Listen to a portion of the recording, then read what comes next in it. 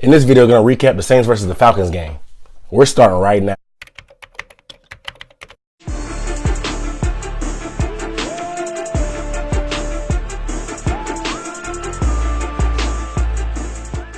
What up, though? What's up, everybody? It's Aaron Duncan here with the Necessary Bluntness Sports Talk. This is the channel where we might not tell you what you want to hear, but we're definitely going to tell you what you need to hear. And on this channel, I give you the coverage of the best division in the NFL, the NFC South. And this is your first time here, consider subscribing and go ahead and giving this video a thumbs up. But real quick, let me know in the comments, man, did this win change your mind about the NFC South? Do you think the Falcons are going to actually repeat as NFC South champions again because they won this game? Let me guys know what you think in the comments.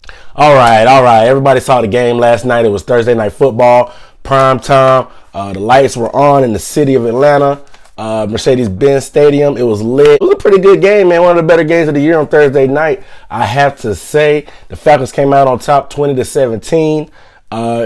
It came down to the last play of the game, man. And what more can you ask for? This is one of the best rivalries in the NFL because these guys just hate each other. I think a lot of it brews from, of course, being in the NFC South and it being that competitive. But with Katrina happening, a lot of people would move from New Orleans up to Atlanta and they never really went back. So they have a very strong fan base, and they travel well, man. I know when you go to those games, when Carolina plays the Saints, they have 40 RVs and buses parked out, and they out there partying, man. Those New Orleans people, they really know how to tailgate and party. I'll tell you that. But just want to take a shout out for my alumni, Kennesaw. They're playing in the playoffs. This is their first time making the playoffs. They're in the second round. They're playing Sam Houston State. They beat Jacksonville State, the number 3 team in the nation. So shout out to them. Good luck to y'all boys on Saturday. Back to the game. The Saints, man, they were hot, but Kamara got boomed in the first drive of the game. I told my friends that I was with. As soon as Kamara got hurt, I said it's a wrap. I told them it's a wrap. I've been telling y'all all season, but y'all got mad at me that Drew Brees he's not that guy anymore, man. He needs that running game. He needs to be able to dump it off to Kamara, and you see they got right to it. That was the game plan. Apparently, the Saints aren't anything without Kamara. Their whole game plan just revolved around him. Sean Payton is supposed to be some mastermind. Drew Brees is supposed to be some mastermind, but they seem like nothing after that. After Kamara went out, they stopped running the ball. I think they said they did 15. It was like 15 run plays and 30 pass plays. Like, what happened to that balance that I was telling y'all about last week that y'all needed? Like, Drew Brees can't get by without that balance. I told y'all, and you saw what happened. But I don't know, they just got clueless. Like, you could complain about all the injuries and whatnot, but Atlanta's defense played lights out. You got to give them credit. It's just been their offense all year that's been doing them dirty. Their defense has been pretty middle of the pack, a little bit above average, but that's all you can ask for, especially if you had a record-setting offense last year.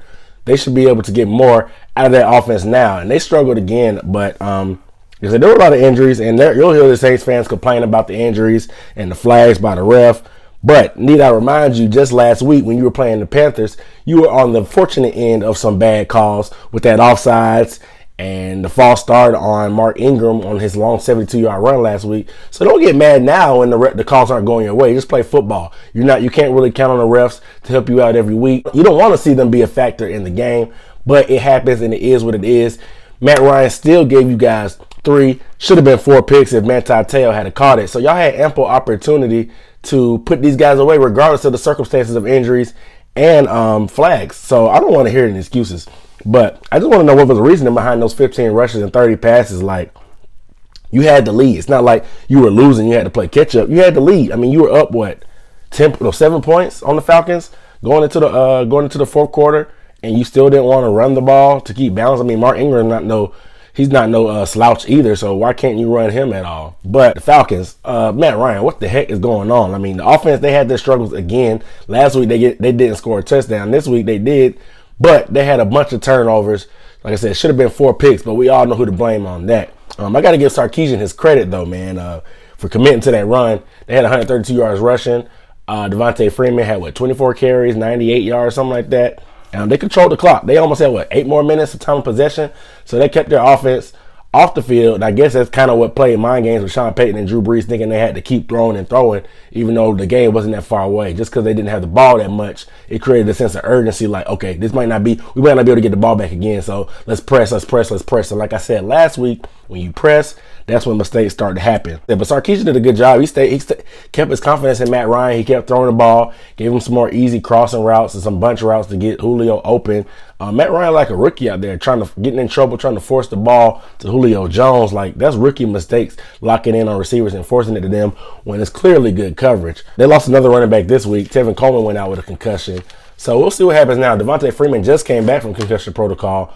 So I don't know what's going to happen. I mean, Devontae's going to get the lion's share of carries. This is why it pays to have two good backs. But I know you guys saw Sean Payton was getting the choke symbol to Devonta Freeman on the sideline talking trash. And they ended up choking in the fourth quarter.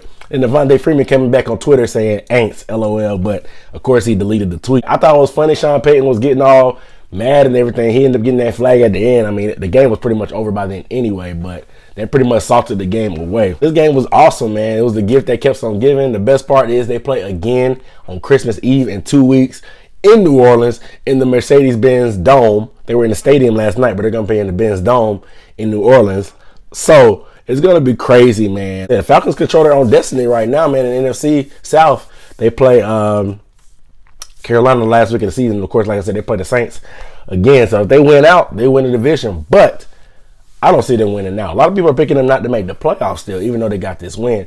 The Saints, they're still in the driver's seat. They got some work to do. They swept the Panthers, so they just got to pretty much keep that lead going, and we'll see what happens. It's crazy. This rivalry, it will be interesting to see what happens to Kamara. He tweeted making sure like he was coming back, but luckily they have a long week, so that concussion protocol, it's a little bit different. They play the Jets, so they have an easy schedule, so that's why they're in the driver's seat right now to win. But we'll see, man. Does this change y'all? Let me know, though. Does this change y'all state of mind of what's going to happen in the division? Just let me know in the comments, guys. Appreciate y'all watching. Necessary Bluntness. I'm out.